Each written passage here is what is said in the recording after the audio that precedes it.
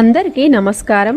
ఐశ్వర్యలక్ష్మి పంచగవ్య దీపం ఎలా పెట్టాలి అంటే, ముందుగా ఒక రాగి లేదా ఇత్తడి ప్లేట్ తీసుకొని అమ్మవారి ఫోటో ముందు పెట్టి ఆ రాగి ప్లేట్ మీద తమలపాకులు పెట్టుకోవాలి. తర్వాత 2 మట్టి ప్రమిదలను తీసుకొని వాటికి నిండుగా పసుపు రాసి గంధం కుంకుమ బొట్లు పెట్టి ఒక ప్రమిదను ఈ ప్లేట్ మీద పెట్టుకోవాలి. అందులో గల్ల ఉప్పును పోయాలి. ఆ గల్ల ఉప్పు మీద పసుపు కుంకుమలు వేసి మరొక ప్రమిదను పెట్టాలి. దానిలో 2 ఆరతి కర్పూరం బిళ్ళలు వేసి దాని మీద పంచగవ్య ప్రమిదను పెట్టుకొని అందులో ముందుగా ఆవు నేతిలో నానబెట్టుకున్న 2 పువ్వత్తులను పెట్టి ఆవు నెయ్యి పోయాలి. తర్వాత అగరవత్తి గాని ఏకహారతి గాని వెలిగించి దీపారాధన చేయాలి. ఈ దీపం వెలిగిస్తే హోమం చేసినంత ఫలితం కలుగుతుందండి. మీ ఇంట్లో చికాకులు గాని గొడవలు ఏమైనా ఉంటే తొలగిపోయి మీ ఇంట్లో వారంతా సుఖంగా ఉంటారు. ఫ్రెండ్స్, మీకు ఈ వీడియో నచ్చినట్లయితే లైక్ చేయండి. మరిన్ని వీడియోస్ కోసం మన ఛానల్ని సబ్స్క్రైబ్ చేయండి. Thank you for watching.